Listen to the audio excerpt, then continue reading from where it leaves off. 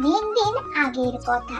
এক গ্রামে বাস করত গোপাল নামে এক কৃষক। সে ফুল চাষ করে সেই ফুল বাজারে বিক্রি করে জীবনযাপন করত।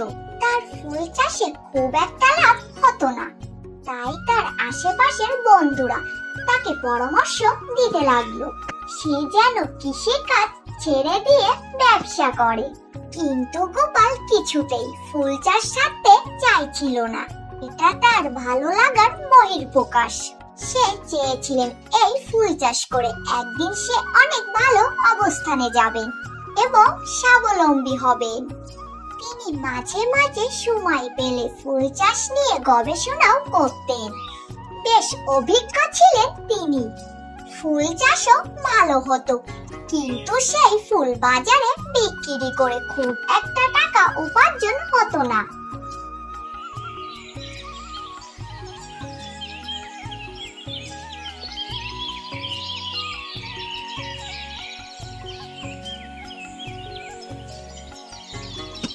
একদিন সকালবেলা। কি হে বন্ধু, কেমন আছো? হা হা হা, তোমার অবস্থা দেখে আমারই তো মাথা খারাপ হয়ে যাচ্ছে। তোমাকে আমি বলেছিলাম তুমি আমার সাথে ব্যবসা করো, কিন্তু তুমি তো কিছুতেই রাজি হলে না। এখনো সময় আছে, ওইসব ফুল চাষ ছেড়ে দিয়ে আমার সাথে ব্যবসায় আসো। না ভাই, তুমি যা বলছো সেটা হয় না। এই কৃষিকাজই আমার ভালো লাগে।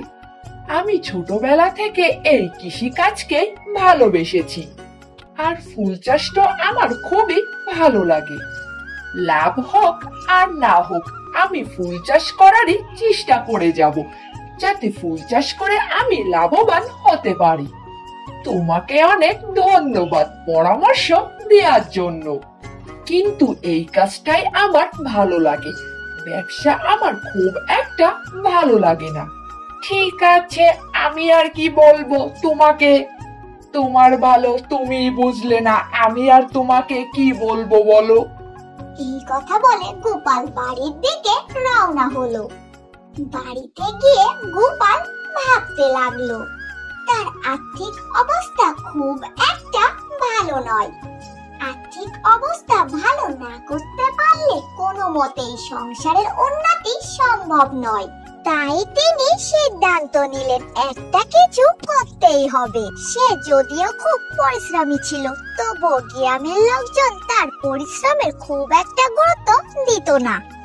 তাই সে চিন্তা করলো নতুন কিছু উদ্ভাবন করবে। 7 দিন পরের কথা। টানা 1 সপ্তাহ ঘরের মধ্যে বন্দি থেকে গোপাল চেষ্টা করলো নতুন কিছু উদ্ভাবন করার। ফলস্বরূপ সে একটা ডিমের ফুলের বীজ উদ্ভাবন করলো। ফুলটি হবে একদম ডিমের মতো দেখতে। এই ডিম ফুল দিয়ে সবাইকে আকৃষ্ট করা যাবে, এটা ভেবে সে খুব তাড়াতাড়ি সেই ডিম ফুলের বীজগুলো তার জমিতে রোপণ করে দিল এবং ফলস্বরূপ 1 সপ্তাহ পর দেখা গেল তার জমিটা ডিম ফুলে ভরে গেছে। তখন সে খুবই খুশি হলো এবং সেই ফুলগুলি বাজারে বিক্রি করলো। তার ডিম ফুলের কথা সারা দেশে ছড়িয়ে পড়লো। তখন বিভিন্ন জায়গা থেকে অর্ডার আসতে লাগলো। তারপরে সে খুবই লাভবান হলো এবং তার আর্থিক অবস্থার উন্নতি হলো। তার এই উন্নতি দেখে গ্রামের কিছু মানুষ খুবই খুশি হলো এবং গ্রামের কিছু মানুষ খুবই ঈর্ষান্বিত হলো। তারপর বিভিন্ন কৃষকরা তার কাছে আসতে লাগলো পরামর্শের জন্য।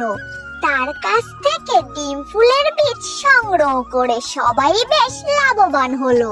সবাই জমিতে ডিম ফুলের চাষ করতে লাগলো। এই ফুলের সুখ্যাতি বিভিন্ন দেশে ছড়িয়ে পড়তে লাগলো। তারপরে কৃষকের আর কোনো অভাব থাকলো না এবং গ্রামের সবারও খুব উন্নতি হলো। তারা সকলে মিলেমিশে সুখে শান্তিতে বসবাস করতে লাগলো।